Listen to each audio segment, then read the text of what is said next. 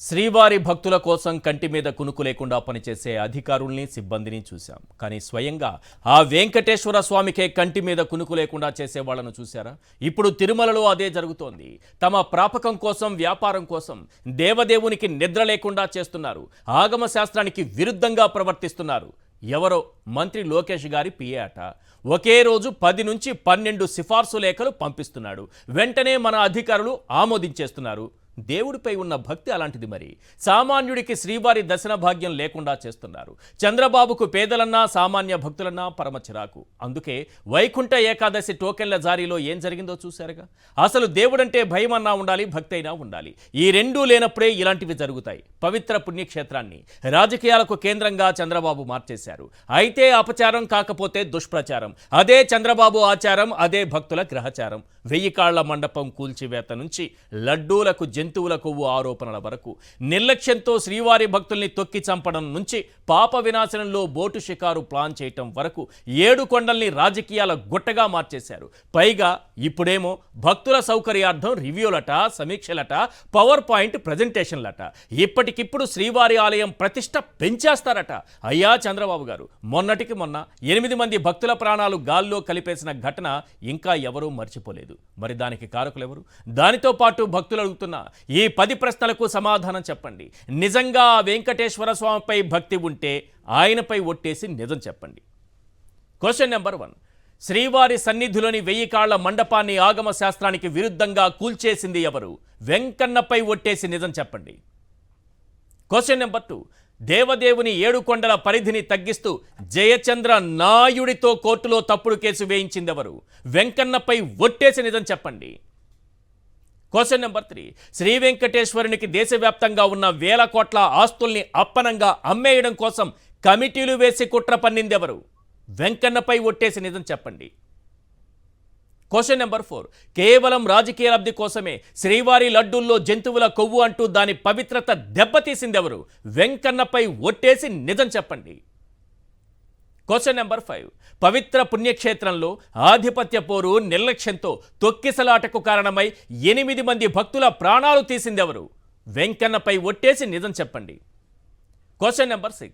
సాక్షాత్తు ఆ వైకుంఠవాసుని సన్నిధిలో మద్యం, మాంసాహారం విచ్చలవిడిగా దొరుకుతోందంటే దానికి కారణమెవరు? వెంకన్నపై ఒట్టేసి నిజం చెప్పండి. Question number 7. పవిత్రమైన శ్రీవారి ఆలయ పరిసరాల్లోనే తాగుబోతులు హంగామా చేసి భక్తుల్ని ఇబ్బంది పెడుతుంటే దానికి కారణమెవరు? వెంకన్నపై ఒట్టేసి నిజం చెప్పండి.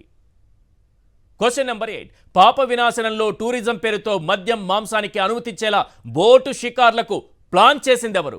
వెంకన్నపై ఒట్టేసి నిజం చెప్పండి. Question number 9. స్వామివారి దర్శనం టికెట్లను, సిఫార్సు లెటర్లను 100 కోట్ల రూపాయల వ్యాపారంగా మార్చేసిందెవరు? వెంకన్నపై ఒట్టేసి నిజం చెప్పండి. Question number 10. ఆగమ శాస్త్రానికి విరుద్ధంగా ఏకాంత సేవ, సుప్రభాత సేవకు మధ్య విరామం ఇవ్వకుండా స్వామికి కంటి మీద కునుకు లేకుండా చేస్తోంది ఎవరు? వెంకన్నపై ఒట్టేసి నిజం చెప్పండి. భక్తులు అడుగుతున్నటువంటి ఈ 10 ప్రశ్నలకు చంద్రబాబు నాయుడు గారు సమాధానం చెప్పాలి. ఈరోజు సమీక్ష నిర్వహించారు తిరుమల పైన.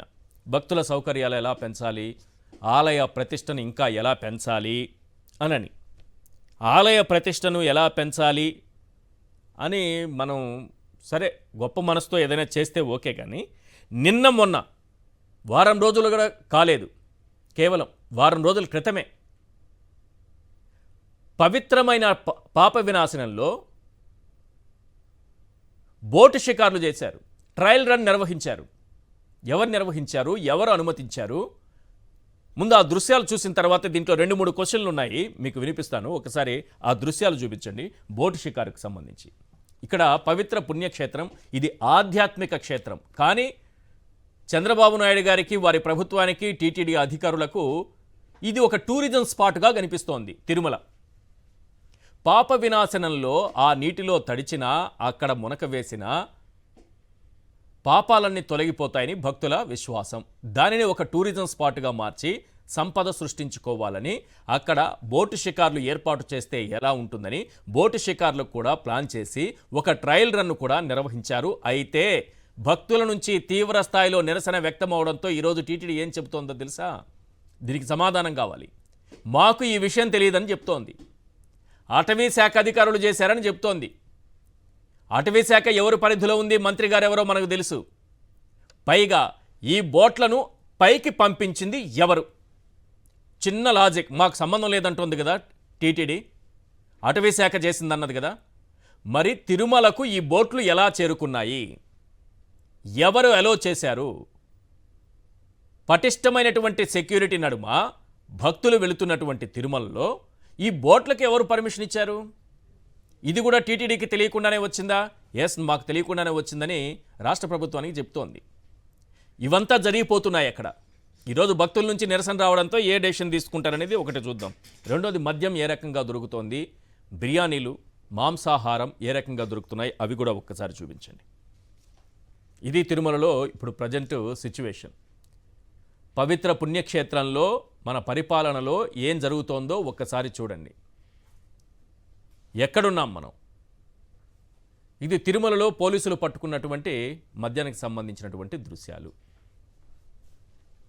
అంటే విచ్చలవిడిగా బెల్ట్ షాపులు ఏ విధంగా తిరుపతి జిల్లాలో అత్యధికంగా, ఈ రాష్ట్రంలోనే అత్యధికంగా తిరుపతి జిల్లాలో ఏర్పాటు చేశారో మద్యం దుకాణాలు, వాటితో పాటు వాటికి అనుబంధంగా పుట్టుకొచ్చినటువంటి బెల్ట్ షాపుల్ని మనం చూస్తున్నాం. ఈ బెల్ట్ షాపులు ఆఖరికి అలా అలా అలా అలా పైకి ఎదిగి తిరుమల కొండంత పైకి ఎదిగాయి. తిరుమలలో కూడా దొరుకుతోంది, బిర్యానీ కూడా దొరుకుతోంది. ఆ దృశ్యాలు కూడా మీరు చూశారు. మరి ఎక్కడ పవిత్రత దెబ్బతింటోంది? ఎవరు ఏం చేస్తున్నారు? ఎంతలా అంటే ఆఖరికి తాగి ఆలయం ముందే కోనేరు సమీపంలోనే తాగి వాగుతున్నటువంటి వాళ్ళు కూడా కనిపిస్తున్నారు ఈరోజు తిరుమలలో. ఒకసారి ఆ దృశ్యాలు కూడా ప్రసారం చేయండి ప్లీజ్, అవి కూడా చూపించండి. ఇది పరిస్థితి. తాగి బూతులు మాట్లాడుతున్నటువంటి వ్యక్తి, అవి వినిపించలేక ఆడియో మ్యూట్ చేశారు. ఆ బాధ్యత కూడా మా పైన ఉంది. పైగా ఇక్కడ విజిలెన్స్ వాళ్ళకి తెలిసే, ఓ కానిస్టేబుల్కి తెలిసే అన్నీ జరుగుతున్నాయి. మీకు కావాలంటే ఏ బ్రాండ్ కావాలో చెప్పండి, నేను తెచ్చిస్తానని అక్కడ మద్యం తాగినటువంటి ఒక తాగుబోతు చేస్తున్నటువంటి వీరంగం తిరుమల ఆలయం సమీపంలో ఓ మహిళపైకి దూసుకెళ్ళి బూతులు మాట్లాడి, అక్కడ ఆడియో వింటే నిజానికి అక్కడ స్వామివారి కీర్తనలు వినిపిస్తున్నాయి, మంగళ వాయిద్యాలు వినిపిస్తున్నాయి, స్వామివారికి సంబంధించి గోవిందనామాలు వినిపిస్తున్నాయి. కాకపోతే ఇప్పుడు వినిపించట్లేదు, ఎందుకంటే ఆ బూతు మాటలు మనం వినలేము స్వామివారి ఆలయం ముందు. ఆ వినిపిస్తున్న సమయంలో ఈ మాటలు కూడా వినిపిస్తున్నాయి. ఎవరు చేర్చుతున్నారు తిరుమలకి ఇవన్నీ? ఎక్కడుంది భద్రత? ఎక్కడుంది పవిత్రత? తిరుమలలో టెంపుల్ ముందు ఒక తాగుబోతు చేస్తున్నటువంటి వీరంగానికి సంబంధించినటువంటి దృశ్యాలు అవి. ఇక స్వామివారి కంటి మీద కునుకు లేకుండా చేస్తున్నారని స్వయంగా పచ్చపత్రికలే రాస్తున్నాయి. ఎల్లో మీడియానే రాసింది ఈ విషయాన్ని, మనం చెప్పడం కాదు. ఏకాంత సేవకి, సుప్రభాత సేవకి కనీసం స్వామికి పడుకుని నిద్రపోయి కాస్త విశ్రాంతి తీసుకొని మళ్ళీ సుప్రభాత సేవకి లేచేటటువంటి టైం కూడా ఇవ్వకుండా ఆగమ శాస్త్రానికి విరుద్ధంగా రాత్రి 2 గంటల తరువాత ఏకాంత సేవ నిర్వహిస్తున్నారని, ఆ వెంటనే సుప్రభాత సేవతో మళ్ళీ ఆయన్ని మేల్కొలుపుతున్నారని, ఒక్కొక్కరు పంపిస్తున్నటువంటి ఈ సిఫార్సు లెటర్లతో విపరీతంగా తిరుమలలో వీఐపీల తాకిడి పెరిగి సామాన్య భక్తులు ఇబ్బంది పడే సిచ్యువేషన్ వచ్చేసింది. లోకేష్ గారి పిఏ అట 10 నుంచి 12 లెటర్లు ప్రతిరోజు ఇస్తున్నారట ఆయన. PS టు CMO అని ఆయన చెప్తున్నారట. అలా ఈ లెటర్ రాగానే ఇలా సంతకాలు పెట్టి ఓకే చేసేస్తున్నారట. అసలు ఎవరు ఎందుకు ఇలా వస్తున్నారు? స్వామివారికి కనీసం కాస్త విశ్రాంతి తీసుకునే సమయం కూడా ఇవ్వకుండా వీఐపీలు ఇష్టం వచ్చినట్టు పైకొచ్చి పడిపోతున్నారు. మొన్న వైకుంఠ ఏకాదశి టోకెన్లు ఇచ్చే సమయంలో తిరుమలలో ప్రైవేటు వ్యక్తులు, మీకు గుర్తున్నారు కదా, ఆ ప్రైవేటు వ్యక్తులు ఆఖరికి బోర్డు మీటింగుల్లో కూర్చొని కూడా మొత్తం బోర్డు మీటింగ్ని తమ గుప్పెట్లోకి తెచ్చుకొని వాళ్ళు ఆ దర్శనం టికెట్లు ఎట్లా ఇవ్వాలో నిర్ణయించడంతో అక్కడ ఏం జరిగింది, తొక్కిసలాట ఎలా జరిగింది, ఎంతమంది ప్రాణాలు పోయాయి మనందరికీ గుర్తుంది. తొక్కిసలాటకు అసలు కారణం అది. వాళ్ళ కుట్రలన్నీ బయటపడ్డాయి, వాళ్ళ చేతగానితనం అంతా బయటపడింది. మరి వాళ్ళు ఇంకా అక్కడే ఉన్నారా లేదా కూడా నాకైతే తెలియదు. తిరుమలలో లక్ష్మణ లీలలు చాలామంది ఉన్నారు. లక్ష్మణ్ కుమార్ అనే ఒకరు, ఇంకా చాలామంది ఈ వేమూరి హరికృష్ణ ఇలాంటి వాళ్ళు చాలామంది అక్కడ చేరి బోర్డు మెంబర్ల కంటే ఎక్కువగా ఆతిథ్యం పొందుతూ సకల సౌకర్యాలు పొందుతూ తిరుమలలో సౌకర్యాలు ఏర్పాటు చేస్తాం భక్తులకని చెప్పి ఆఖరికి 8 మంది ప్రాణాలు తీశారని తెలిసిన తర్వాత వాళ్ళు అక్కడి నుంచి పారిపోయారంటున్నారు. నిజానికి వాళ్ళు అక్కడే ఉన్నారా లేదా కూడా తెలియదు. ఈ విధ్వంసం ఈ రోజుది కాదు సార్. వేయికాళ్ల మండపం కూల్చివేత నుంచి మొదలైంది. ఒకసారి వేయికాళ్ల మండపంకి సంబంధించినటువంటి దృశ్యాలు చూపించండి. తిరుమల ఆలయం ఎదురుగా ఉన్నటువంటి వేయికాళ్ల మండపం ఒకప్పుడు శ్రీకృష్ణదేవరాయలు నిర్మించింది. ఒకవేళ సబ్జెక్టు కరెక్షన్, నేను ఏదైనా తప్పు చెప్పుంటే. దాన్ని ఏ రకంగా కూల్చేశారో చూడండి. వాటిని తీసుకెళ్ళి ఏ రకంగా పడేశారో కూడా చూడండి. ఇలా తిరుమల ఆలయం పవిత్రతను ఎవరు దెబ్బతీస్తున్నారు? ఎవరి ప్రభుత్వంలో ఎవరు అధికారులుగా ఉన్నప్పుడు, ఎవరు బోర్డులో కీలకమైన వ్యక్తులుగా ఉన్నప్పుడు ఇటువంటివి జరుగుతున్నాయి? దీనికి టీటీడీ సమాధానం చెప్పాల్సిన అవసరం ఉందా లేదా? భక్తులు అడుగుతున్నటువంటి ప్రశ్నలకు సమాధానం చెప్పాలి. అయితే అపచారం, కాకపోతే దుష్ప్రచారం. ఇంతసేపు అపచారం చూస్తూ వచ్చాం కదా, దుష్ప్రచారం. జంతువుల కొవ్వు కలిపేశారు లడ్డూలకి. అందరూ జంతువుల కొవ్వే తిన్నారు భక్తులందరూ. జంతువుల కొవ్వు లోపలికి వెళ్ళింది కానీ అది కలిసిందా లేదా అన్నది తెలియదని మళ్ళీ ముఖ్యమంత్రి గారే అంటారు. ఎక్కడ కలిసిందో తెలియదని సీఎం గారే అంటారు. ఇది సిచ్యువేషన్. వీటిపైన క్లియర్గా మాట్లాడుకుందాం. తిరుమల పవిత్రత ఎందుకు ఈ రకంగా దెబ్బతింటోంది? ఎవరు ఉద్దేశపూర్వకంగా దెబ్బతీస్తున్నారు? తిరుమలలో మద్యమేంటి, మాంసమేంటి, ఈ బోటు షికార్లేంటి, ఈ సిఫార్సు లెటర్లేంటి, స్వామివారికి కంటి మీద కునుకు లేకుండా పోవడం ఏంటి? వీటన్నిటిపైన క్లియర్గా మాట్లాడుకుందాం. తిరుమల పవిత్రతను దెబ్బతీస్తోంది ఎవరు? అయితే అపచారం లేకుంటే దుష్ప్రచారం. ఈ అంశంపైన మాట్లాడే ముందు ఈరోజు స్థానిక సంస్థల ప్రజాప్రతినిధులతో వైఎస్ జగన్ సమావేశమయ్యారు. ఆ పార్టీకి సంబంధించినటువంటి నాయకులతో.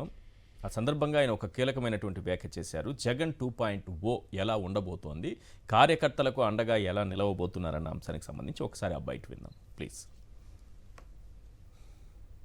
మరీ ముఖ్యంగా కొన్ని చోట్లయితే ఆశ్చర్యకరమైన విషయం ఏంటంటే ఆడోళ్ళు మరీ ఎస్పెషలీ చాలా అంటే చాలా గట్టిగా నిలబడిన వాళ్ళు ఎవరైనా అంటే నా చెల్లెమ్మలు, నా అక్క చెల్లెమ్మలు అని చెప్పి గర్వంగా చెప్తారు. ఈ ఎన్నికల్లో మీరంతా కూడా మీరు చూపించిన మీ స్ఫూర్తిని నిజంగా ఎంత గొప్పగా మీరు చూపించారు అని అంటే, చంద్రబాబు నాయుడు అనే వ్యక్తి ఇలాంటి తప్పుడు పనులు చేయడం తప్పు అని చెప్పి మీ ద్వారా చంద్రబాబు నాయుడు గారికి గట్టి మెసేజ్ పోయింది అన్న సంగతి చెప్పడానికి చాలా సంతోషపడతాను. రాబోయే రోజుల్లో మీరు చూపించిన ఈ స్ఫూర్తి మాత్రం చిరస్థాయిగా నిలబడిపోతుంది. ప్రతి కష్ట సమయంలో ఉన్న ప్రతి కార్యకర్తకు నేను ఒకటే మాట చెప్తా ఉన్నా. మీరు చూపించిన ఈ స్ఫూర్తిని, మీరు ఈ కష్టకాలంలో పార్టీ పట్ల మీరు చూపించిన ఈ నిబద్ధతకు మీ జగన్ ఎప్పుడు మీకు రుణపడి ఉంటాడని సందర్భంగా ఖచ్చితంగా చెప్తాను. ఖచ్చితంగా రాబోయే రోజులు మనవి.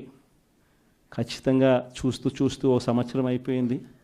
కన్ను మూసుకుంటే ఇంక మళ్ళీ 3 ఏళ్ళు అయిపోతాయి. ఈ 3 ఏళ్ళు అయిపోయిన తర్వాత వచ్చేది మాత్రం ఈసారి ఖచ్చితంగా వైఎస్ఆర్సీపీ అఖండమైన మెజార్టీతో నిలబడుతుంది. ఈసారి వచ్చినప్పుడు మాత్రం మీ జగన్ కార్యకర్తల కోసం ఖచ్చితంగా ఉంటాడని మాత్రం ఖచ్చితంగా చెప్తాను. ఎందుకనంటే జగన్ 1 పాలనలో బహుశా కార్యకర్తలకి నేను చేయాల్సినంత బహుశా చేయలేకపోయి ఉండొచ్చేమో. ఎందుకంటే రావడమే కోవిడ్ వచ్చింది. మనం ఎన్నికలు అయిపోయేసరికి జూన్ అయ్యింది. మార్చి కల్లా కోవిడ్ వచ్చింది. దాని తర్వాత కోవిడ్ సమయంలో మీ అందరికీ తెలుసు 2 సంవత్సరాలు కోవిడ్. ఆ 2 సంవత్సరాలు ప్రజల ఆరోగ్యం గురించి వాళ్ళకు ఎటువంటి ఇబ్బందులు రాకుండా చూసుకునే దాని గురించే మొత్తం ఎనర్జీస్ అంతా కూడా పెట్టాల్సి వచ్చింది. రైట్. వాళ్ళ చర్చలో పాల్గొంటున్నారు పురుషోత్తం రెడ్డి గారు, సీనియర్ అనలిస్ట్, శేఖర్ రెడ్డి వైఎస్ఆర్సీపీ అధికార ప్రతినిధి, అలాగే జ్వాలాపురం శ్రీకాంత్ గారు, దేవాదాయ శాఖ మాజీ సలహాదారు.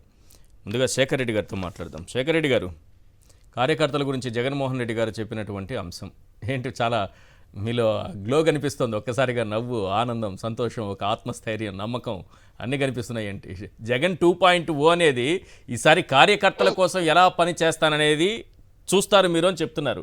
నిజానికి ఎవరికైనా సరే ఒక ఓటమి తర్వాత ఒక రియలైజేషన్, వాస్తవంగా ఏం జరిగిందనేది గుర్తుంచుకోవాలి, తప్పులు ఎక్కడ జరిగాయో తెలుసుకోవాలి, ఆ తప్పుల్ని సరిదిద్దుకోవాలి, తప్పనిసరిగా సరిదిద్దుకోవాల్సినటువంటి ఆవశ్యకత ఉంటుంది, మళ్ళీ అవి రిపీట్ కాకుండా చూసుకోవాల్సినటువంటి బాధ్యత ఉంటుంది. జగన్మోహన్ రెడ్డి గారు ఆ విషయంలో జరిగిన తప్పిదాన్ని గుర్తించారని అనుకోవచ్చా? సార్ నమస్తే అండి, ఈశ్వర్ గారు. నమస్తే. అలాగే తోటి ప్యానలిస్ట్ కి, సాక్షి టీవీ వీక్షకులందరికీ కూడా good evening sir. Jaganmohan Reddy గారు 2019 నుంచి 2024 వరకు ముఖ్యమంత్రిగా జగన్మోహన్ రెడ్డి గారికి 100కు 100 మార్కులు వేశారు సార్. వైఎస్ఆర్సీపీ అధికార ప్రతినిధులు, వైఎస్ఆర్సీపీ కార్యకర్తలే కాకుండా సామాన్య ప్రజలు కూడా 100కు 100 మార్కులు జగన్మోహన్ రెడ్డి గారికి వేయడం జరిగింది.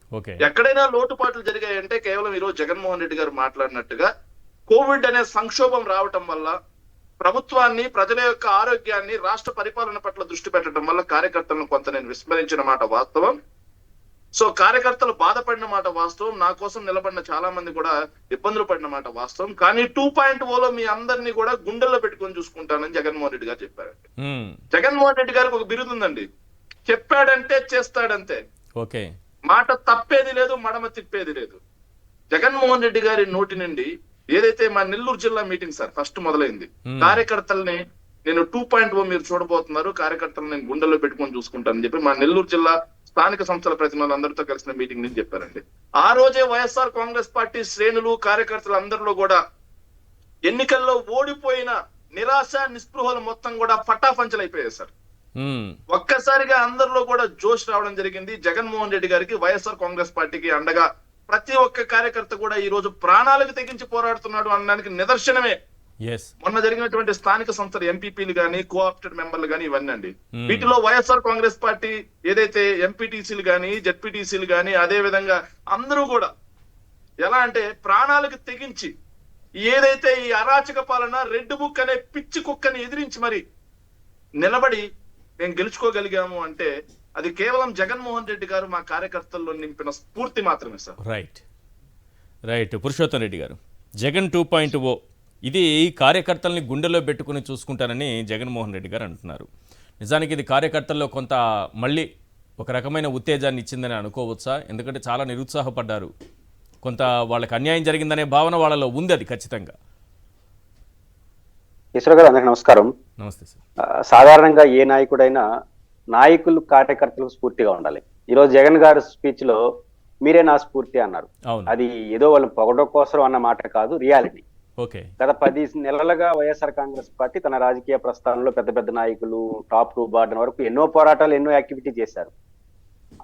దానికి లేని స్పందన ఒక సృజన అనే అమ్మాయి, ఇట్లాంటి వాళ్ళు 2-3 అక్కడక్కడ చూపిన తెగువ మొత్తం పరిస్థితిని మార్చేసింది.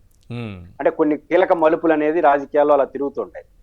అంటే ఒక తెగువ నిజాయితీతో, ఎలాంటి ఆశలు, ఎలాంటి కోరికలు లేకుండా నిష్కలంకంగా చూపినటువంటి ఆ తెగువ ఇంకా రేపు తెల్లారితో ఎలక్షన్లు పెడితే వైసీపీ వచ్చేస్తున్న వాతావరణం వచ్చేసింది. That is cadre. కాబట్టి జగన్మోహన్ రెడ్డి గారు అట్లాంటి క్యాడర్ని నేను పట్టించుకోకపోయిండొచ్చు, ఈసారి అందుకు భిన్నంగా ఉంటానని చెప్పిన మాట 100% వాస్తవం. అయితే జగన్ గారిలో కార్యకర్తలు కోరుకున్నది నాకున్న సమాచారం ప్రకారం ఆయన అనుకుంటే చాలు అని. సమస్యలు ఏంటంటే ఒక సందర్భంలో ఒక వైసీపీ నాయకుడు ఒక ఇంటర్వ్యూలో చెప్పాడు, జగన్ గారు మారాలనుకుంటున్నారంటే నేను మారకూడదు అనుకుంటున్నాను అన్నాడు. ఏంటంటే జగన్ గారు ఏమైనా తప్పు చేసి ఉంటే కదా మారేదానికి, ఇప్పుడు ఎలా జగన్ ఉన్నాడు రేపు కూడా అలా ఉండాలి, మాకు అందుబాటులో ఉంది. సమస్యలు అదే, మాకు అందుబాటులో లేడనే తప్ప ఆయన మారకూడదు. ఎందుకంటే జగన్మోహన్ రెడ్డి గారు అందరినీ ప్రేమించాడు, అందరినీ బాగా చూసుకున్నాడు. కాకపోతే ఆయన ప్రేమని తర్వాత వాళ్ళు కిందకి డెలివరీ చేయలేదు. ఎవరైతే జగన్మోహన్ రెడ్డి గారిని ప్రేమించి పెద్ద ఎత్తున అవకాశాలు ఇచ్చారో వాళ్ళందరూ కిందకి డెలివరీ చేయకపోవడం వచ్చిన గ్యాప్ ఇది, జగన్ గారితో వచ్చే సమస్య కాదు. కాబట్టి జగన్ గారు అట్లే ఉండాలి, 2.0 కూడా ఆయన కిందకి యాక్సెస్ వచ్చేందుకు చూడాలి. ఒక 2 పాయింట్లు అయితే నేను చెప్పదలుచుకున్నాను. ఒకటి, ఈ మధ్యకాలంలో ఒక ఎవరో వేదాంతి ఏదో అన్నాడు జగన్మోహన్ రెడ్డి గారికి మహిళలతో సమస్య అని. అసలు మహిళలే వైసీపీని నిలబెట్టారు. ఆ డే 1 నుంచి ఈ రోజు వరకు మహిళలు నిలబెట్టారు. జగన్ గారు కూడా మహిళలకు టాప్ ప్రయారిటీ, అన్ని పదవుల్లో 50% అవకాశాలు ఇవ్వడం, వారు ఇచ్చినటువంటి అవకాశాలు ఈ రోజు మహిళలు నిలబెడుతున్నారు పార్టీ. కాబట్టి మహిళలు జగన్ గారికి ఆటంకం కాదు, అండగా ఉంటున్నారు, నిలబడుతున్నారు. ఇంకోటి కూడా మనం ఇంకొక వేదాంతి ఎవరో ఒక మాట చెప్తున్నాను, జగన్మోహన్ రెడ్డి గారికి అన్ని జాతకాలు బాగున్నాయి, ఎక్కడో జరగరాని జరిగింది కాబట్టి ప్రళయం వచ్చింది అన్నాడు. అది నిజం. ఆ నిజం ఏంటంటే ఆయన డెలివరీకి కిందకి వచ్చినటువంటి ఆ గ్యాప్ ని ఫిలప్ చేసే సమస్య రాదు. ఖచ్చితంగా జగన్మోహన్ రెడ్డి గారు క్యాడర్ ని గుర్తించారు, ఆయనకు అవగాహన ఉంది. కాకపోతే ఆ గ్యాప్ ఎక్కడ వచ్చిందో ఆ గ్యాప్ ని పరిష్కరించుకుంటే నిస్సందేహంగా జగన్మోహన్ రెడ్డి ఒక మాస్ లీడరు, వాళ్ళకి అందరికి నమ్మకం ఉంది. నమ్మకం వాళ్ళకి భాషల్లా బాధల్లో ఏంటంటే మాకు అందుబాటులో లేడని, అంతే తప్ప జగన్మోహన్ రెడ్డి గారి మీద అపనమ్మకం ఎవరికి లేదు. కేడర్ ఉంటే పార్టీ పరిస్థితి ఉండేది కాదు. ఇక్కడ అపనమ్మకం కాదు, మాకు అందుబాటులో ఉండాలి. ఖచ్చితంగా ఇప్పుడు జగన్మోహన్ రెడ్డి గారు దాన్ని గుర్తించారని నేను అనుకుంటున్నాను. గుర్తించకపోయింటే ఉంటారు. నేను సూటిగా ఒక అనలిస్ట్ గా చెప్పదలుచుకునేది ఏంటంటే, జగన్ గారికి కేడర్ కి మధ్య వారధలుగా ఉండాల్సిన లీడర్స్ 200 మందో 300 మందో ఎమ్మెల్యేలు లీడర్స్ గా ఉండేవాళ్ళు, వీళ్ళు సెటప్ మార్చుకోవాలి. వీళ్ళు ఈ జగన్మోహన్ రెడ్డి గారి అభిమానంతో ఇచ్చేటువంటి అవకాశాలు 100% ఏదైతే ఇచ్చాడో 200 మందికో 300 మందికో ఎమ్మెల్యేలుగా, ఎంపీలుగా, లీడర్లుగా, వాళ్ళు 10% కూడా కింద కేడర్ కి డెలివరీ చేయలేదు. ఆ ప్రేమ, ఆ డెలివరీ చేసే ప్రేమను కానీ జగన్ గారికి సెట్ చేసుకుంటే వైసీపీకి ఒక తిరుగులేని శక్తిగా ముందుకెళ్తుంది. రైట్. మీరేం చెప్తారు సార్ శ్రీకాంత్ గారు? జగన్ 2.0 ఎలా ఉండబోతోంది? జగన్ గారు చెప్పినట్టు ఉండాల్సిన అవసరం ఉందనుకుంటున్నారు? ఫస్ట్ మొదటిగా సాక్షి టీవీ వీక్షకులకి, ప్యానెల్లో ఉన్న సభ్యులకి, మీకు అందరికీ శుభ సాయంకాలం. సార్, జగన్మోహన్ రెడ్డి గారు ఒక దమ్మున్న నాయకుడిగా, అంటే ఈ రోజు వారి మాట నోట్లో నుంచి వచ్చిన మాట ఎంత ధైర్యం ఉంటే తప్ప ఒక మాజీ ముఖ్యమంత్రిగా అట్లా అందరికీ, మన కార్యకర్తలందరికీ, నాయకులందరికీ ఒక హృదయమును కలిచే విధంగా వారు ఈ రోజు అంత గొప్పగా సందేశాన్ని ఇచ్చారు. నిజంగా ఈ సందేశంతో మరీ కూడా ఇంతకుముందు సార్ చెప్పినట్టు కూడా మరీ రేపు ఎలక్షన్ జరిగినా కూడా వైసీపీ వచ్చే ఛాన్సెస్ 100కు 100% ఉంది. కాబట్టి ఇటువంటి ఈ నాయకులే కాదు, ఇప్పుడు జగన్మోహన్ రెడ్డి గారే కాదు, నాయకులు కూడా అందరూ కూడా దీన్ని స్ఫూర్తిగా తీసుకొని కార్యకర్తలకు అండగా ఉంటూ ఈ యొక్క మనము 2.0లో జగన్మోహన్ రెడ్డి గారి యొక్క పాలనను చూడాలని 1000 కళ్ళతో ఎదురు చూస్తున్నాం మేమంతా. రైట్. ఎస్, ఈ తిరుమల పవిత్రత పైన, దానిపైన ఈరోజు సీఎం గారు సమీక్ష పైన, వాటిపైన మాట్లాడదాం. శేఖర్ రెడ్డి గారు, ఏంటి తిరుమలలో మద్యం ఏంటి, బిర్యానీ ఏంటి, ఈ మద్యం తాగి అక్కడ వీరంగాలు సృష్టించడం ఏంటి, బోటు షికార్లు చేయటం ఏంటి, ఏం జరుగుతోంది అసలు తిరుమలలో? దీన్ని ఏదో అంతర్జాతీయ స్థాయికి తీసుకెళ్ళిపోతాం, దీని ప్రతిష్టను ఇంకా పెంచేస్తామని చెబుతూనే ఇవన్నీ వరుసపెట్టి జరుగుతున్నాయి. ఎలా చూడాలి దీన్ని? పైగా దేవుడికే కంటి మీద కునుకు లేకుండా చేస్తున్నారట. వరుసపెట్టి సిఫార్సు లేఖలు, రాత్రి పగలు ఈ దర్శనాలు వరుసపెట్టి చేయడం ద్వారా ఆగమ శాస్త్రానికి విరుద్ధంగా ఏకాంత సేవకి, సుప్రభాత్ సేవకి మధ్యలో గ్యాప్ కూడా లేకుండా దేవుడిని నిద్ర కూడా పోనివ్వకుండా చేస్తున్నారనేది ఎల్లో మీడియానే రాసింది. సార్ ఈశ్వర్ గారు, ముందుగా తిరుమల గురించి మాట్లాడే ముందు నేను ఒక చిన్న విషయం, ఈ రోజు మీటింగ్ గురించి కూడా ఒక చిన్న విషయం మాట్లాడాలి. పురుషోత్తం రెడ్డి గారు చెప్పిన తర్వాత నేను ఒక అధికార ప్రతినిధిగా కాకుండా ఒక కార్యకర్తగా ఒక మాట చెప్పాలనుకుంటున్నాను. జగన్మోహన్ రెడ్డి గారి మీద ఎవరికి కూడా కోపం లేదు సార్, అలక మాత్రమే ఉంది సార్ వైఎస్ఆర్ కాంగ్రెస్ పార్టీ శ్రేణులకి. నేను ఎన్నికల్లో ఓడిపోయిన తర్వాత చాలా మంది నాతో మాట్లాడిన మాట సార్, కార్యకర్తలుగా కానీ లీడర్ గా కానీ చాలా మంది నాతో జగన్మోహన్ రెడ్డి గారి దగ్గర నుంచి వీళ్ళు ఏదైతే రాజకీయ లబ్ధి, ధన లబ్ధి కోరుకోవట్లేదు sir, emotional bonding sir. Emotional bonding last 5 years లో మిస్ అయింది. జగన్మోహన్ రెడ్డి గారిని కలవలేకపోయాము అని జగన్మోహన్ రెడ్డి గారి మీద అలక మాత్రమే రాష్ట్ర వ్యాప్తంగా ఉంది సార్. అది కాస్త జగన్మోహన్ రెడ్డి గారు ఈ రోజు ఇచ్చినటువంటి స్ఫూర్తితో అది కాస్త తీరిపోయింది సార్. ఒక పాదయాత్ర చేస్తున్నప్పుడు లేకపోతే ఇతర కార్యక్రమాల ద్వారానో కార్యకర్తలకి దగ్గరగా ఉండొచ్చు, కానీ ఒక ముఖ్యమంత్రి అయిన తర్వాత కొంత గ్యాప్, మరీ ఇంత వాళ్ళ అసంతృప్తి వచ్చేంత గ్యాప్ మనం ఊహించలేం. కొంత గ్యాప్ అయితే కామన్ గానే కనిపిస్తుంది సార్. అది ఏంటంటే సార్, జగన్మోహన్ రెడ్డి గారు ఒక పీపుల్ లీడర్ గా జననేతగా ఎదిగారు సార్, జనాల్లో ఉన్న నేతగా ఎదిగారు సార్. జగన్మోహన్ రెడ్డి గారు ఓదార్పు యాత్ర అని చెప్పేసి, అదే విధంగా ప్రజా సంకల్ప యాత్ర అని చెప్పేసి నిత్యం 175 నియోజకవర్గాల్లో కనీసం ఒక నియోజకవర్గానికి ఒక 500 మందిని కనీసం పేరు పెట్టి పిలవగలిగే అంతగా జనాల్లో మమేకమైపోయారు సార్. వాళ్ళందరూ కూడా తమ జననేతని ప్రోటోకాల్స్ రీత్యా కలవలేకపోతున్నామే అనేది కూడా మర్చిపోయి ఆ ప్రేమతో ఆయన మీద జగన్మోహన్ రెడ్డి గారిని కలవలేకపోయామని ఒక రకమైన అలకబూనారు సార్. ఈ రోజుతో కాదు సార్, కొంత పొలిటికల్ గా కూడా కొంత ఆలోచించాలి సార్. పొలిటికల్ గా నాకు అనిపిస్తోంది, చెప్తున్నా, పొలిటికల్ గా కూడా కొంత ఆలోచించాలి. అసలు అందరూ సమానమే, నాకు ప్రతి ఒక్కరూ ఈ రాష్ట్రంలో పుట్టినటువంటి ప్రతి ఒక్కరూ సమానమే, అందరూ ఈక్వల్లే, అందరికీ అన్నీ అందాలి, నేను అందరికీ ముఖ్యమంత్రి, అది కరెక్టే, వాస్తవం కాదని ఎవరు చెప్పరు. కానీ ఎంతో కొంత ఈ పార్టీ కోసం కష్టపడ్డాము అన్న వాళ్ళని కూడా అందరితో సమానమే, టీడీపీకి ఓటేసినోడైనా సరే, బీజేపీకి ఓటేసినా, జనసేనకు ఓటేసినా, కమ్యూనిస్టులకు ఓటేసినా, కాంగ్రెస్కు ఓటేసినా అందరూ నాకు సమానం అనేటప్పటికీ అది కూడా ఒక రకమైన అసంతృప్తి కనిపిస్తుంది. ఇప్పుడు చూడండి, చంద్రబాబు నాయుడు గారు ఏం చేస్తున్నారు, పథకాలన్నీ వాళ్ళకే. అంటే అలా చేయమని నేను చెప్పట్లేదు, అలా చేయమని చెప్పడం కాదు, అంటే కార్యకర్తల కోసం ఆఖరికి ఇది వైఎస్ఆర్సీపీకి ఓటేసిన వాళ్ళకి ఒక పని కూడా చేయొద్దని చెప్తున్నారు ఆయన.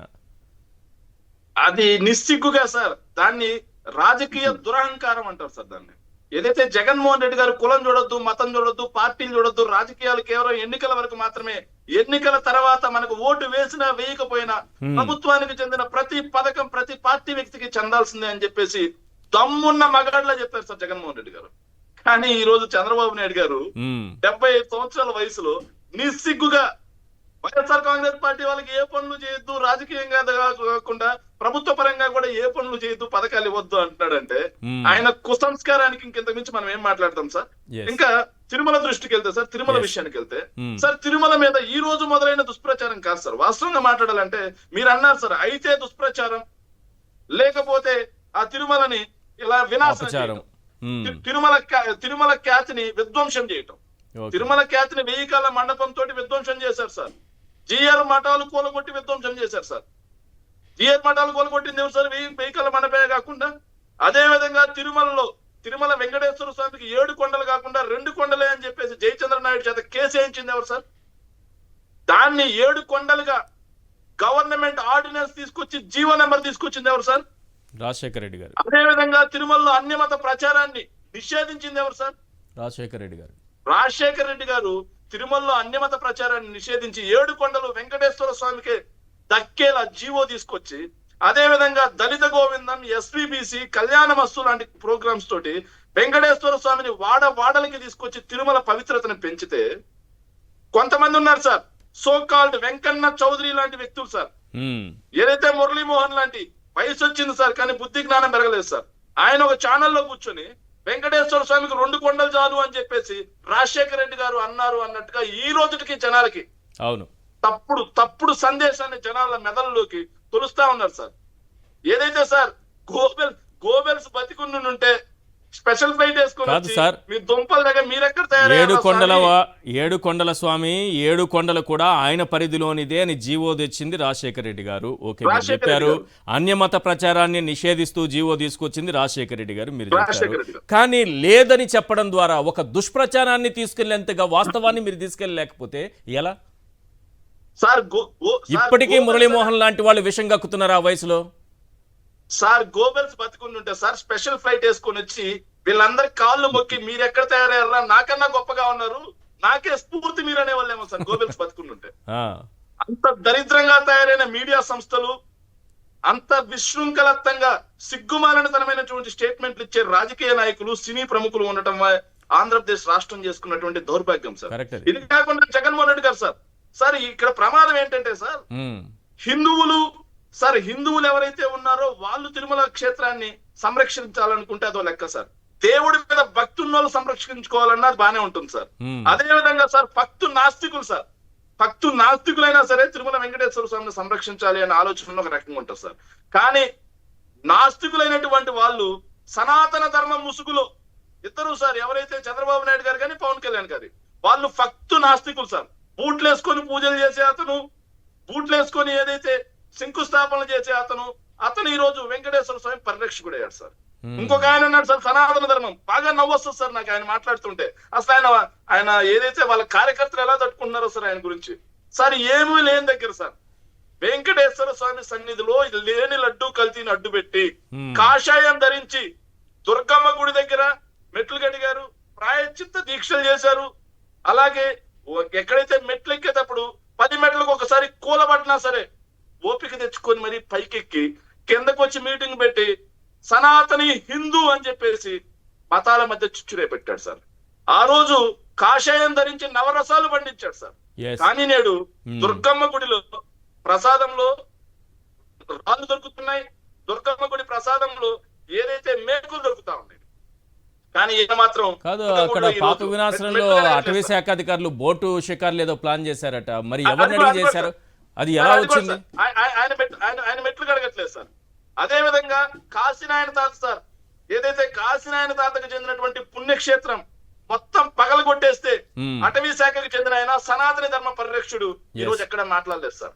అదే విధంగా తిరుమలలో సార్ ఎంత దారుణం అంటే సార్, ఫారెస్ట్ సీసీ కెమెరాలు ఉంటే వాటిని సులువుగా చిత్రీకరించారు సార్. అవును. అదే విధంగా చిలిపిరి దగ్గర చెకింగ్ వాళ్ళు ఎంతో శ్రద్ధగా చెక్ చేసి లాస్ట్ 5 సంవత్సరాల్లో 1-2 సందర్భాల్లో తిరుమల కొండపైకి ఏదైతే నిషేధించబడినటువంటి వస్తువులు వెళ్లకుండా అలిపిరి టోల్ గేట్ దగ్గర ఆపేస్తే తిరుమల భ్రష్టు పట్టిపోయిందని చెప్పేసి దుష్ప్రచారం చేశారు సార్.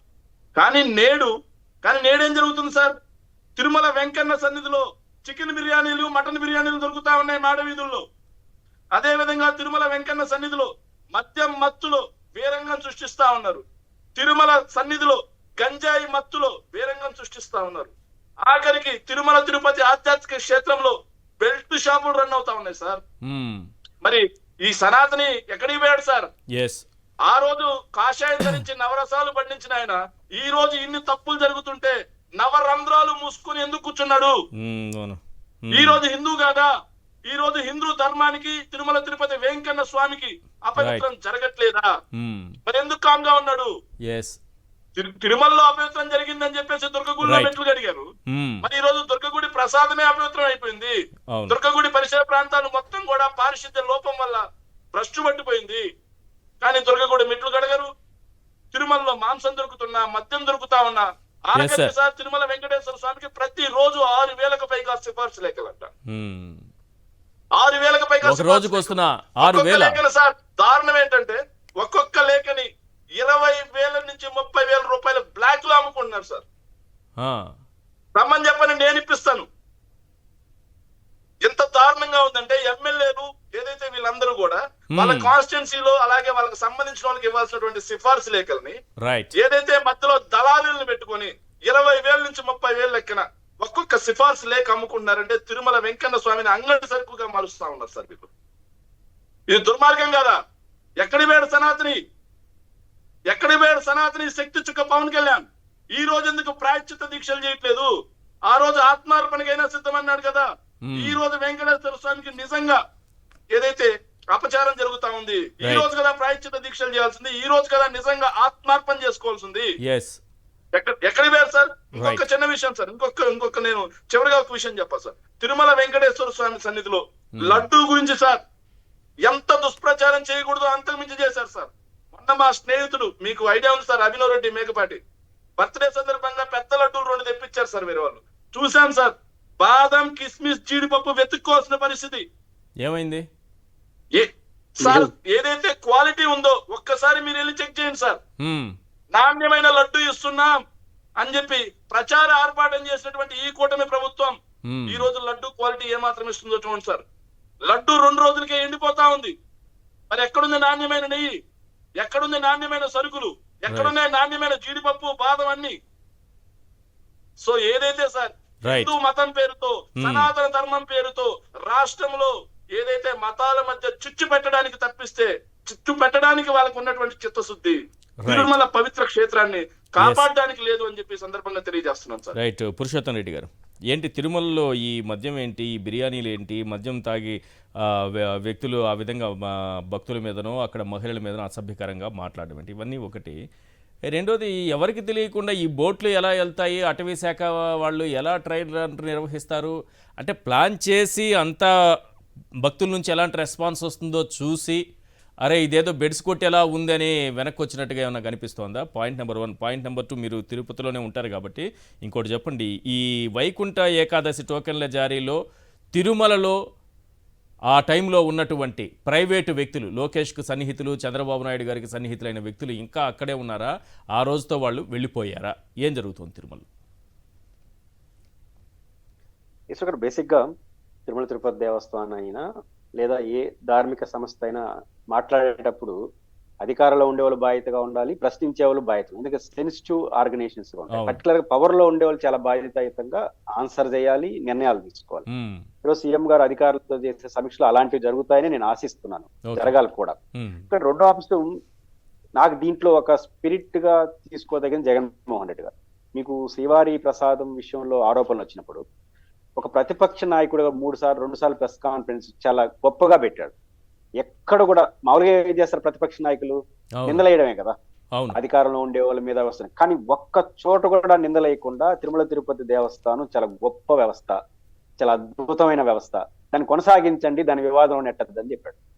2 ప్రెస్ మీట్ లో కూడా ఆయన తీసుకున్న స్పిరిట్ ఏంటంటే ఏదో అవకాశం దొరికింది కదా, ఏదో చిన్న చిన్న కారణాలు చూపించి చెప్పడం కాకుండా ఒక స్పిరిట్ గా అది గొప్ప ఆర్గనైజేషన్, గొప్ప వ్యవస్థ, అక్కడ తప్పులు జరగడానికి అవకాశం లేదు, మా పీరియడ్ లో జరగలేదు, ఏ పీరియడ్ లో జరగలేదు, మీ పీరియడ్ లో జరగకుండా ముందుకు తీసుకెళ్ళండి అని చెప్పే పద్ధతి ఖచ్చితంగా అందరికీ ఒక మోడల్ గానే జగన్మోహన్ రెడ్డి గారి ప్రెస్ మీట్ 2 చోట్ల నేను చూశాను. మ్మ్. ఫస్ట్ పాయింట్ ఏంటంటే మన ప్రస్తావనలో 1000 కాల మండపాన్ని స్టార్ట్ చేశాం. నేనైతే వ్యక్తిగతంగా అప్పుడు అజయ్ కలాం గారు ఎగ్జిక్యూటివ్ ఆఫీసర్ గా ఉన్నారు, చంద్రబాబు గారు ముఖ్యమంత్రిగా ఉన్నారు. ఆ నిర్ణయాన్ని అయితే నేనైతే సమర్థిస్తా. మ్మ్. ఆ మార్పు జరగడం అనేది టీటీడీ మన బ్రహ్మోత్సవాల సమయంలో మీరు కూడా తెలుసు, లక్షల మంది పెరుగుతున్నారు, 4-5 లక్షలు. ఇప్పుడు ఆ మండపం అక్కడే ఉంటే తొక్కిసలాట జరిగే అవకాశాలు ఉన్నాయి. అవును. కాబట్టి నేనైతే వ్యక్తిగతంగా అక్కడి నుంచి దాన్ని అది తొలగించడానికి- ఓకే సార్, ఇప్పుడు ఆ విధంగా దాన్ని ఎక్స్పాండ్ చేయాల్సినటువంటి అవసరం ఉంది, ఓకే. కానీ దాన్ని తొలగించే టైంలో తీసుకోవాల్సినటువంటి జాగ్రత్తలు, ఆగమ శాస్త్రానికి అనుకూలంగా తీసుకోవాల్సినటువంటివి విషయాలు కానీ, లేకపోతే అలాంటి దాన్ని మళ్ళీ పక్కన ఎక్కడైనా దాన్ని తీసుకెళ్లి నిర్మించేటటువంటి విషయంలో కానీ ఇవేవి పాటించకపోవడం పైన ఆ రోజుల్లోనే జిఆర్ స్వాములు వీళ్ళందరూ కూడా వ్యతిరేకించారు కదా. అది జిఎస్ స్వామి గారు మొదట స్వాగతించాడు, ఆ తర్వాత ఎందుకు కోపం వచ్చి వ్యతిరేకించాడు. చిన్నసీఆర్ గారి గురించి మీరు చెప్తుంది. మ్మ్. ఇప్పుడు నేను ఎస్ఎఫ్ఐ విద్యార్థి నాయకుడు కూడా అజయ్ కలాం గారు తీసుకున్నాను, మేము ముందు సమర్థించాం ఆ రోజు. ఓకే. ఎందుకంటే ఆయన గడుస్తున్న ఎగ్జిక్యూటివ్ ఆఫీసర్ గా మాత్రమే చేయగలిగాడు. ఆ పాయింట్ ఏంటంటే మీరు అన్నట్టు దాన్ని ఎక్కడ పెట్టాలి, Yes. అక్కడే కొంతమంది అవి ఇంపార్టెంట్. ఇది చేయొద్దు, అక్కడ డెవలప్ చేయొద్దని ఎవరు చెప్పరు. ఇప్పుడు 4 మాడ వీధుల్లో మనం చూసిన రోజుల్లో ఎలా ఉంది, ఇప్పుడు ఎలా ఉంది సార్? ఎంత ఎక్స్పాండ్ అయింది, ఎంత చక్కగా చేశారు ఇప్పుడు. 4-5 లక్షల మంది వస్తున్నారు. ఇదిగా నిజానికి అది అక్కడే ఉంటే ఇప్పుడు తొక్కిసలాట జరిగే రోజు ఇబ్బంది అయింటేది. ఆ డెసిషన్ నేను స్వాగతిస్తున్నాను. బట్ దాన్ని శాస్త్రయుక్తంగా ఎక్కడ చేయాలనే దాని పట్ల తొందరగా డెసిషన్ కోర్టు వైపు రావాలి. ఇది ఫస్ట్ పాయింట్. కాబట్టి నేనైతే దాన్ని ఆ పాయింట్ ఆఫ్ వ్యూ అది. రెండోది ఏంటంటే కొండ మీద సంబంధించి మీరు చెప్పినట్టు ఒకటి బోట్ల సంబంధించి నాకు అర్థం కాలేదు ఇప్పటికి ఏంటంటే టిటిడి కొంచెం నిజాలు చెప్పాలి. ఏంటంటే మీకు తెలుసు, నాకు తెలుసు, పాప వినాశ డ్యామ్ అసలు బోట్ షికారు చేయడం సాధ్యమా కాదు. ఎందుకంటే ఆడున్న లొకేషన్ తీరు కానీ మరి ఎందుకు వెళ్ళారో నాకు ఇప్పటికీ అర్థం కాదు. దీనిపైన క్లారిటీ ఇవ్వాలి. అంటే ఏంటంటే అది ఉన్న వాతావరణం, అక్కడ ఆ నీళ్లు కూడా ఎక్కువ రోజులు ఉండవు. అలాంటి చోట అటు బోట్ షికారు పెట్టి టూరిజం చేయడం సాధ్యమా, సాధ్యంగా అడగాని దాన్ని అసలు చేస్తుంటారా, అసలు ఎందుకు చేశారు, దానికి వివరణ ఇచ్చిన తీరు అవి కూడా బాగాలేదు. అంటే ఇప్పుడు ఉదాహరణ కాడ ఏదో చెకప్ కోసం వెళ్ళారు, చెకప్ డైరెక్ట్ గానే వెళ్ళొచ్చు కదా, దానికి ఏమి ఇట్లా పేపర్ పాటలు ఇవ్వాల్సిన అవసరం. ఈ రోజు ఇక్కడ డ్యామ్ లో కొన్ని అనుమానాలు వచ్చినాయి, మేము వెళ్తున్నాం సో అని చెప్పొచ్చు కదా. అవును. మొన్న ఒకరు స్వామీజీలు కొండపైన పోయి ఆందోళన చేసినారు, మీకు గుర్తుంటే ధర్నా చేసి అరెస్ట్లు అయ్యారు. ఆ పాయింట్ ఏంటంటే వాళ్ళు 2 రోజుల ముందే ప్రకటించారు ఏమని, మేము నిరసన తెలియజేస్తాం అని చెప్పి. అసలు అలిపిరి దగ్గర ఆపుండొచ్చు కదా, కొండ మీద ఎందుకు అరెస్ట్ చేయాలి? కిందనే అరెస్ట్ చేసి వాళ్ళు నిరసనలు ఏంటి, మీ బాధ ఏంటో చెప్పుండొచ్చు. ఆ రకంగా కొంచెం ఇన్బ్యాలెన్స్ అనే దాని పట్ల కొంచెం జాగ్రత్త తీసుకోవాల్సిన అవసరం అధికార వ్యవస్థ ఉంది. ముఖ్యంగా ఇప్పుడు ప్రధానంగా ఎప్పుడు ఈశ్వర్ గారు, మీరు కూడా జర్నలిస్ట్ తెలిసి ఎప్పుడు వస్తున్న ఆరోపణ ఏంటంటే సిఫార్సు లెటర్స్. ఈ సిఫార్సు లెటర్ పట్ల మాలాంటి వాళ్ళు మొదటి నుంచి చేస్తున్న డిమాండ్ ఏంటంటే దాన్ని సమాచార హక్కు చట్టం కింద తీసుకురండి. సమాచార హక్కు చట్టం కింద తీసుకొచ్చేసి అన్ని సమస్యలు పరిష్కారం అవుతుంది. ఎవరికి ఎప్పుడు ఎన్ని ఇస్తారో చెప్పేసి సగం సమస్య పరిష్కారం అయిపోతుంది. మీకు గుర్తుంటే రాజశేఖర రెడ్డి గారు ముఖ్యమంత్రిగా ఉన్నప్పుడు ఒక ప్రయోగం చేశారు. బోర్డు సభ్యులు ఎవరన్నా ఎన్ని లెటర్లు ఇస్తున్నారో బహిరంగ పరిచారు. అంటే ఈ బోర్డు సభ్యుడు ఈ రోజు ఇన్ని ఇచ్చాడు. అవును. అప్పుడు ధర్మారెడ్డి గారు జేఏఓగా ఉన్నారు, స్పెషల్ ఆఫీసర్ గా, రాజశేఖర రెడ్డి గారు ముఖ్యమంత్రిగా ఉన్నారు. ఆ ప్రయోగం 6 నెలలు జరిగిన తర్వాత బోర్డు మెంబర్లు 10% ఇవ్వడం మొదలెట్టారు. ఎందుకంటే ఇవ్వడం ఆపారు లెటర్లు, ఎందుకంటే భయపడ్డారు ప్రచారంలోకి వస్తే ఇబ్బంది వస్తుందని. కాబట్టి దీనిపైన పూర్తి స్థాయిలో ఎలాంటి వివాదాలు జరగకుండా ఉండాలి అంటే ఒకటే పరిష్కారం, సమాచార హక్కు చట్టం కిందకి తీసుకురావడం ద్వారా కంట్రోల్ చేయాలి. కాబట్టి దీన్ని కంట్రోల్ చేసే పద్ధతిలో చేయగలిగితే ఈ సమస్య పరిష్కారం వస్తుంది. కాబట్టి ఈ రోజు ముఖ్యమంత్రి గారు తీసుకున్న డెసిషన్ ఇప్పుడు నాకు తెలిసి ఈ ఘటన జరిగినప్పటి నుంచి అసలు full fledged chief vigilance and security officer లేరు, ఇన్ఛార్జ్ కొనసాగుతున్నారు. అవును, చాలా ఇంపార్టెంట్ కదా. Chief and vigilance officer, IPS officer ఉంటే మామూలుగా ఇట్లాంటివి వచ్చినప్పుడు ప్రాంప్ట్ గా రియాక్ట్ అవుతారు. కరెక్ట్. ఇప్పుడు తిరుపతిలో అలిపిరిలోనే కట్టడి చేయాల్సిన వాళ్ళు కొండ మీద పోయినా అరెస్ట్ చేయాల్సింది, కిందనే వాళ్ళు వినతి పత్రం తీసుకొని మీ బాధ ఏందో చెప్పని ఆపేసేవచ్చు. అది పద్ధతి కూడా. వాళ్ళు కూడా వెళ్ళడం కరెక్ట్ కాదు, దట్ ఈస్ డిఫరెంట్ ఇష్యూ. కానీ ఇక్కడనే ఆపేసి వాళ్ళు వినతి తీసుకుండొచ్చు. ఇవన్నీ ఎవరు చేస్తారు మానిటరింగ్? ఒక ఉన్నతాధికారి ఐపీఎస్ ఆఫీస్ కూడా ఆయన చేస్తారు. ఆయన ఇన్ఛార్జ్ గా పెట్టి కొనసాగుతారు. ఇప్పటికైనా దాన్ని ఫిలప్ చేసుకొని ఇట్లాంటి విషయాల్లో జాగ్రత్తలు తీసుకొని విమర్శించేటప్పుడు ఒక మాట అయితే చెప్పాలి, ఈ 2 కొండలు 7 కొండలు ఇది వైఎస్ఆర్ కాంగ్రెస్ పార్టీ స్వయం సరిగ్గా చెప్పకపోవడం వచ్చిన సమస్య కావచ్చు, వాళ్ళు ఎక్కువ చెప్పడం వల్ల వచ్చిన సమస్య కావచ్చు. ఎక్కువ చెప్పడం వల్ల వచ్చిన సమస్య ఏమవుతుందంటే మనం ఎడలు చెప్పుకుంటాం. అది ఇప్పుడున్న ప్రభుత్వం గుర్తించుకోవాలి. 2 కొండలు 7 కొండలు నిర్దిష్టమైనటువంటి సరిహద్దు లేవు, నాకు తెలిసి లేవు ఈశ్వర్ గారు. ఇక్కడి నుంచి అక్కడికి ఒక కొండ, అక్కడి నుంచి అక్కడికి జరిగింది ఏంటంటే సరిహద్దులు లేకపోవడాన్నే చంద్రబాబు నాయుడు గారు తనకు అనుకూలంగా మలుచుకున్నారు. సప్తగిరులు అంటాం. సప్తగిరులు శేషాచల మహత్యం అంతా సప్తగిరులు అంటారు. సప్తగిరులు. పులివెందుల వరకు ఉంది, అవును. ఇడుపుల వరకు ఉంది అది. మ్మ్. కాబట్టి అవన్నీ 7 కొండలు అంటామా. పాయింట్ ఏంటంటే ఏం జరిగిందంటే ఈశ్వర ఎగ్జాక్ట్లీ మ్మ్. బాలాజీ నగర్ అని మనకు ప్రజలు ఉండేటి ఓట్లు ఉన్నాయి, అవును. 7,000 ఓట్లు నాకు తెలిసి అంత ఓట్లు ఉన్నాయి. అవును. వాళ్ళకి పంచాయతీ ఎన్నికలు ఎప్పటి నుంచో పెట్టాల. చంద్రబాబు గారు వచ్చినప్పుడు ఎలక్షన్స్ పెట్టరు కదా, రాజశేఖర రెడ్డి గారు వచ్చినప్పుడే పెట్టడానికి ట్రై చేసినప్పుడు ఏమైంది, తిరుమలలో వద్దు ఎలక్షన్స్ అవన్నీ మంచిది కాదు, అదొక డెమోక్రటిక్ వాతావరణం లేనిపోని కాంప్లికేట్కి వస్తాయని ఎలక్షన్ వద్దు అనుకున్నాడు. అవును. దాంతో మేము ఎందుకు పోకూడదని పోయారు. అప్పుడు కోర్టు ఏం చెప్పిందంటే తిరుమల యొక్క పరిధి బాలాజీ నగర్కి వెలుపల ఉంటుంది పరిధి, టెక్నికల్ గా అడ్మినిస్ట్రేషన్ యొక్క టెక్నికల్ గా. దానికి అవతల బాలాజీ నగర్. అప్పుడు రాజశేఖర రెడ్డి గారు ఏం చేశాడు, పరిధిని పెంచినాడు. పెంచినోడు తగ్గించాయని మాట్లాడతారు. సమస్య ఏంటంటే బాలాజీ కాలనికి ఇక్కడ ఉండేదాన్ని ఇంకా ఎగువ పెంచాడు. ఇంకా సమస్య ఏంటంటే మన పాప వినాశం గురించి మాట్లాడుతున్నాం కదా, పాప వినాశం పరిధి ఎవరిది ఈశ్వర్ గారు? ఈ రోజు కూడా గవర్నమెంట్ ఆఫ్ ఇండియా, టీటీడీది కాదు. చాలా మంది తెలియదు ఏంటంటే శిలాతరం దాటితే టీటీడీది కాదు. అసలు 2వ ఘాటు టీటీడీ చాలా సగం లేదు. అసలు ఈ ఏమీ తెలియకుండా సాంకేతిక అంశాలు విచ్చలవిడిగా మాట్లాడేసి తగ్గించేసినాడు, పెంచినాడు. ఇది వద్దు అంటున్నాను. ఈ ప్రభుత్వాన్ని రాజకీయంగా మీరు ఏమైనా మాట్లాడుకోండి, కానీ తిరుమల తిరుపతి దేవస్థానం గురించి మాట్లాడేటప్పుడు సైంటిఫిక్ గా మాట్లాడాలి, వాస్తవం మాట్లాడాలి. రాజకీయాలు కొండ కింద చేసుకోండి, దాని పవిత్రత దెబ్బతినకుండా మాట్లాడాలి, సైంటిఫిక్ గా మాట్లాడాలి, ఎవిడెన్స్ తో మాట్లాడాలి, దాని పవిత్రత దెబ్బతినకుండా మాట్లాడాలి. జగన్ గారు అదే కదా పాటించాడు. ఇంత వివాదం తన మీద కదా, లడ్డు నువ్వే కలిపావని ఆయనే కదా అన్నారు. అప్పుడు కూడా టెంప్ట్ కాకుండా టీటీడీ గొప్పతనాన్ని గురించి చెప్పాడు. ఆ మోడల్లోనే అందరూ ప్రయాణిస్తే బాగుంటుంది. రైట్. శ్రీకాంత్ గారు, అంటే చాలా విషయాలు మాట్లాడాం కదా, ఒక విషయం ఉంది. టీటీడీకి సంబంధించి వెంకటేశ్వర స్వామికి దేశవ్యాప్తంగా చాలా ప్రాంతాల్లో భక్తులు తమ ఆస్తులు కూడా రాసి చేస్తూ ఉంటారు. ఆయా ప్రాంతాల్లో ఆ భూములు కానీ లేకపోతే ఇళ్ళు కానీ ఈ ఆస్తులు చాలా ఉంటాయి. వాటన్నింటి విషయంలో ఏం చేయాలని అప్పట్లో చంద్రబాబు నాయుడు గారు 2015లో ఒక కమిటీ వేశారు సార్. ఒక కమిటీ వేసి ఈ భూములన్నీ ఏమేమి ఉన్నాయో గుర్తించడంతో పాటు వీటిని అమ్మేసుకోవచ్చని తీర్మానం కూడా చేశారు. దీంట్లో ఈరోజు దేవుడి గురించి, భక్తి గురించి, పవిత్రత గురించి చాలా గొప్పగా మాట్లాడే తిరుపతిలో ఉన్నటువంటి బోర్డు మెంబర్ భానుప్రకాష్ రెడ్డి గారు కూడా ఉన్నారు. 6 కూడా సంతకం పెట్టారు.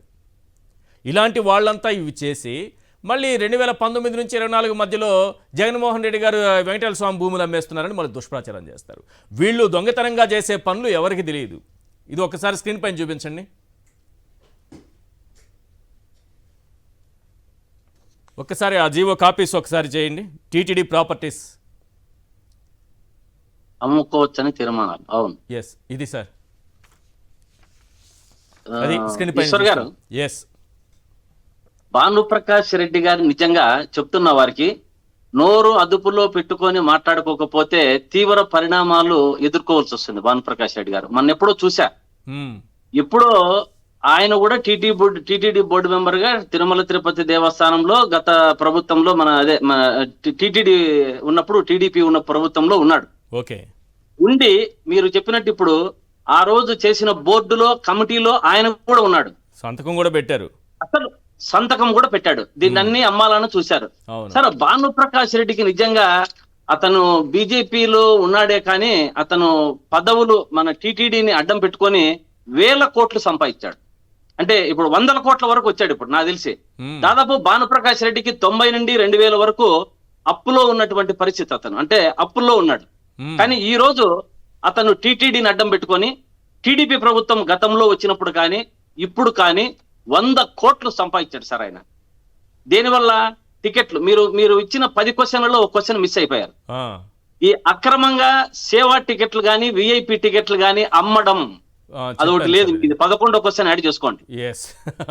అక్రమంగా ఈ టికెట్లన్నీ అడ్డం పెట్టుకొని దేశవ్యాప్తంగా, అంటే దేశవ్యాప్తంగా ఉన్న పెద్ద వాళ్ళందరినీ, బీజేపీలో ఉన్న వాళ్ళని అయితేనేమి, పెద్ద భూస్వాములను అయితేనేమి, ఇండస్ట్రియలిస్ట్ అయితేనేమి, వీళ్ళందరికీ అతను ఒక తొత్తుగా, అంటే అతను డబ్బులు తీసుకొని ఈ యొక్క టీటీడీ యొక్క ప్రతిష్టను దిగదార్చిన వ్యక్తి అతను భానుప్రకాష్ రెడ్డి. సార్, భానుప్రకాష్ రెడ్డికి ఒకటే క్వశ్చన్ వేస్తున్నా. దాదాపు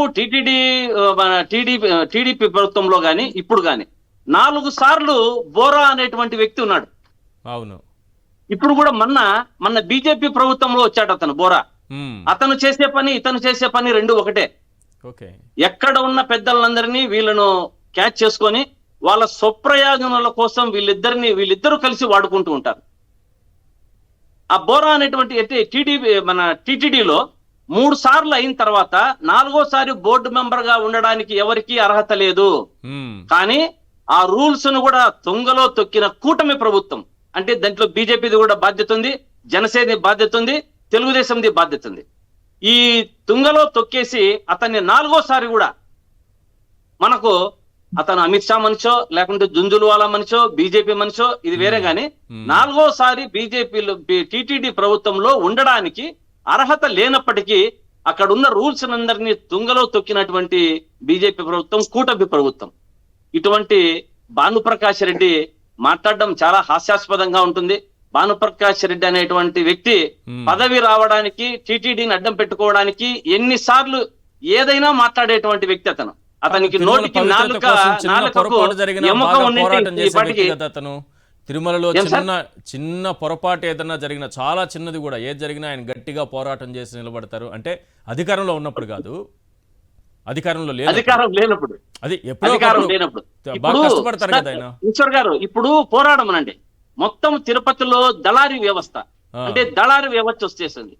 మన టీడీపీలో ఉన్నటువంటి అన్యాయాలు, అక్రమాలు టీడీపీ ప్రభుత్వంలో చేస్తే సుబ్బారెడ్డి గారు మన వైఎస్ఆర్ కాంగ్రెస్ పార్టీ వచ్చిన తర్వాత దీన్నన్నిటినీ చెక్కు పెట్టడానికి, అంటే ఒకటి శ్రీవాణి టికెట్ అనేది తీసుకొని వచ్చారు. అంతకుముందు ఏం జరిగేది సార్, 10,000 రూపాయలు టికెట్ అమ్మేవారు, సేవా టికెట్లు అమ్ముకునేవారు. శ్రీవాణి వచ్చిన తర్వాత దానికంతా చెక్కుబడిపోయింది. కానీ మరి ఇప్పుడు స్టార్ట్ అయింది. అది ఓన్లీ జగన్మోహన్ రెడ్డి గారు, సుబ్బారెడ్డి గారు తీసుకొని వచ్చి అన్యాయాలు, అక్రమాలు జరుగుతున్నవన్నీ ఆపి పులి స్టాప్ పెడితే ఆ శ్రీవాణిని టికెట్లు తగ్గించేసి ఇప్పుడు మరి అమ్మకాలు స్టార్ట్ అయ్యి దళారులతో, నిన్నగాక మనం చూసాం ఆ వెలగపూడి మన హోమ్ మినిస్టర్ గారి పిఏని పట్టుకుంటే బ్లాక్ టికెట్లు అమ్మితే వారు మరి దాన్ని వెంటనే తీసేశారంట. అంటే దీనికి తీసేసేది ఒకటే కారణమా, అక్రమంగా అమ్మిన దాన్ని తీసి లోపల వేయాల్సిన పని లేదా అని అడుగుతున్నా. సార్ ఒకటి వీళ్ళకి ఛాలెంజ్ చేస్తున్నా ఈశ్వర్ గారు, మన ఇప్పుడున్న చైర్మన్ గాని మెంబర్స్ గాని కరెక్ట్ గా తడుముకోకుండా ఎన్ని కొండలు ఉన్నాయి అని చెప్పే అర్హత ఎవరికన్నా ఉందా అని అడుగుతున్నా.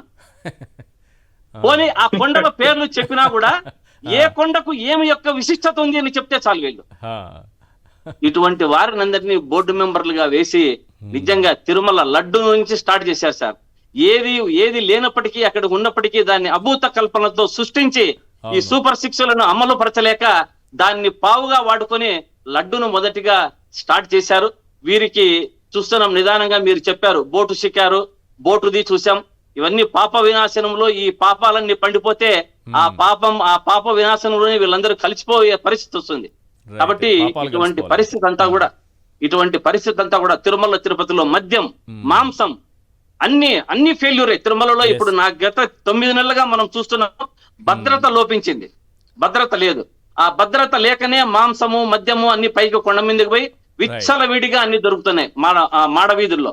అదే విధంగా మనకు దేని మీద ఇప్పుడు వీళ్ళందరికీ సార్ నేను చెప్పేది ఏమంటే, నేను దీన్నన్నిటినీ ఒక ఎంక్వైరీ వేయాలి. ఈ మద్యము, మాంసము ఎలా పోయింది వెంటనే సస్పెండ్ చేయాలి అందరినీ. నేను చైర్మన్ దగ్గర నుంచి వీళ్ళందరూ బాధ్యులే. 8 మంది భక్తుల ప్రాణాలు పోతేనే ఏం చేయలేదు, అందరినీ వదిలేశారు. ఎవరో సంబంధం లేని వాళ్ళందరినీ సస్పెండ్ చేసుకుంటున్నారు. దీన్ని ఏదో విధంగా హిందువులు అందరూ కూడా మనమంతా బేల్కోకపోతే చాలా ప్రమాదకరమైన, ఇంతకుముందు బ్రదర్ చెప్పాడు ఒక్క విషయం, ఏది మన జరిగినటువంటి కాశిరెడ్డి నాయన ఆశ్రమంలో అటవీ శాఖలో ఉంది కదా అని. ఈ తిరుమల తిరుపతి దేవస్థానం గాని, శ్రీశైలం గాని ఇవి కూడా అటవీ శాఖ పరిధిలో ఉన్నాయి. దీనిలను కూడా నిదానంగా దీని జోలకు వచ్చే అవకాశాలు ఉన్నాయి. మనం హిందువులంతా మేల్కొనాలి అనేది హిందూ బంధువులందరికీ నేను తెలియజేస్తున్నా. రైట్, పురుషోత్తమ్ రెడ్డి గారు మీ పాయింట్ చెప్పండి, తర్వాత మన శేఖర్ రెడ్డి గారు కూడా. ఒక ఇంపార్టెంట్ పాయింట్ ఏం చెప్పాలంటే, మనం దీనిపైన చర్చిస్తున్నాం కాబట్టి ఆస్తుల అమ్మకాలకు సంబంధించి చెప్తారు. ఆస్తుల అమ్మకాలకు సంబంధించి వైసీపీ ప్రభుత్వం ఉన్నప్పుడు చాలా బాధ్యతాయుతంగా వ్యవహరించింది. నిజానికి ఎందుకు బాధ్యతాయుతంగా వ్యవహరించింది అంటానంటే, ఈ తీర్మానం చేసిన తెలుగుదేశం పార్టీ అధికారం ఉన్నప్పుడు. ఎందుకు ఏంటంటే, ఉదాహరణకు మీరు హైదరాబాద్ లో ఉంటారు, ఒక అపార్ట్మెంట్ కడతారు, ఆ అపార్ట్మెంట్ టీటీడీ రాయిచ్చేస్తారు. ఆ అపార్ట్మెంట్ మెయింటైన్ చేయడం కోసం దానికన్నా ఎక్కువ ఖర్చు టీటీడీ పెట్టాల్సి వస్తుంది. కాబట్టి ఎలాంటి ఆస్తులు ఉన్నాయి ఇంటిని బైఫర్కేషన్ చేసి ఏటిని అమ్మేద్దాము, అమ్మేయడం అంటే తప్పు కాదు. దేన్ని సంరక్షించుకుందాం అనే దానిపైన ఒక మంచి కమిటీ తెలుగుదేశం ప్రభుత్వంలోనే వేశారు. ఇది మంచిది కాబట్టి వైసీపీ దాన్ని కొనసాగించింది. కానీ ఏం చేశారో తెలుసా, ఇంత మంచి కమిటీ వేసిన పెద్ద మనుషులు వైసీపీ దాన్ని కొనసాగిస్తే మీరు అమ్మేస్తున్నారని చెప్పారు. అవును, సమస్య చూడండి. అంటే అందుకే చూపించింది జగన్మోహన్ రెడ్డి గారు అమ్మేస్తున్నారట. కమిటీ చేసేది వీళ్ళే, తీర్మానాలు చేసేది వీళ్ళే. నేనేమంటానంటే ఆ కమిటీని నేను వెల్కమ్ చెప్తున్నా, ఆ ప్రయత్నాన్ని వెల్కమ్ చెప్తున్నా. ఆ వెల్కమ్ చెప్పడంలో వైసీపీ రాజకీయాలను పక్కన పెట్టి ఆ ప్రభుత్వం చేసిందని కక్ష దూర్పుతో వ్యవహరించడం కాకుండా, నిందలేయడం కాకుండా దాంట్లో సానుకూలంగా ఉండి చేద్దామని వివాదానికి దూరంగా కంటిన్యూ చేసింది. మామూలు మనుషులు కోవట్లు ఉండరు సార్. అక్కడ కూడా చంద్రబాబు నాయుడు గారికి కోవట్లు ఉంటారు. వైవి సుబ్బారెడ్డి గారికి సార్ ఆ రోజు వాళ్ళు తీర్మానం చేశారు, దాన్ని కొంచెం ముందుకు తీసుకెళ్తే బాగుంటుంది, మనం ఒక నిర్ణయం తీసుకుంటే బాగుంటుందని సలహా ఇచ్చారంట. ఆయన సరే చేద్దామనే లోపే పొద్దున్నే ఆంధ్రజ్యోతి పేపర్లో వార్త వచ్చేసింది. ఇంకా ఏం జరగలేదు, బోర్డు మీటింగ్ కూడా జరగలేదు. సలహా ఆయనకి చెప్పి ఇది బానే ఉంది, ఇది చేద్దాము అని ఆయన అనే లోపు పొద్దున్నే ఆంధ్రజ్యోతి పేపర్లో వార్త వచ్చిందంట. అలాంటివి తెలుసుకోవాల్సిన అవసరం ముందు అంటే ఒక ఉందాగా అంటే ఏం చేయాలి, అప్పుడు వాళ్ళు చేసే తీర్మానాన్ని చెప్పడం, దాంట్లో మంచిని కూడా మేము కొనసాగిస్తున్నాం, కొండ మీద రాజకీయం చేయలేదు అనేది మీరు చేసే రాజకీయాలు ఎలా ఉంటాయనే దానికి ఎగ్జాంపుల్ చెప్పారు. శేఖర్ రెడ్డి గారు సమయం ప్లీజ్ సమయం మించిపోయింది. 30 seconds లో కన్క్లూడ్ సార్. ఒక్క నిమిషం సార్. యాక్చువల్లీ తిరుమల తిరుపతి దేవస్థానం అనేది భద్రతలో ఒక ఐకాన్ లాంటిది సార్. కింద అలిపిరి టోల్ గేట్ దగ్గర నుంచి మొదలు పెట్టుకుంటే 3 అంచెల భద్రతా వ్యవస్థ ఉంటుంది సార్. మన సామాన్య భక్తులు వెళ్తే మన కారు ఆఖరికి డిక్కీ దగ్గర నుంచి బానెట్ వరకు మొత్తం ఎత్తి మరి చెక్ చేసేటువంటి భద్రతా వ్యవస్థ ఈ రోజు ఎక్కడికి పోయింది సార్? చాలా బాధేస్తుంది సార్ ఈ అంశంలో. ఎందుకంటే అసమర్థులు రాజ్యం ఏదైతే ఇలాగే ఉంటుంది సార్. ఇంకొక చిన్న విషయం ఏంటంటే సార్, ఏదైతే పాప వినాశనం డ్యామ్ లో బోటింగ్ ఇది కాస్త ఫారెస్ట్ డిపార్ట్మెంట్ మీద ఎందుకు వేసారో తెలుసా సార్? సనాతని శక్తి చుక్క మొన్న కూడా ఫారెస్ట్ డిపార్ట్మెంట్ సార్. అవును, ఎక్కడ కాచిన ఆయన. అదే విధంగా పాప వినాశనంలో కూడా రెండు ఫారెస్ట్ డిపార్ట్మెంట్. సో ఏదైతే అతను హిందువుగా తనని తాను ప్రొజెక్ట్ చేసుకోవాలని చూస్తుంటే వీళ్ళు కాస్త మొత్తం కూడా నిందలు ఆయన మీద వేస్తా ఉంటారు sir. Right thank you Shekhar Reddy garu. సమయం మించిపోయింది సార్. థ్యాంక్ యూ సార్ చర్చలో పాల్గొన్నందుకు. పురుషోత్తం రెడ్డి గారు థ్యాంక్ యూ, శ్రీకాంత్ గారు థ్యాంక్ యూ అండి. ఇది వాళ్ళ చర్చా కార్యక్రమం చూస్తూనే ఉండండి సాక్షి టీవీ.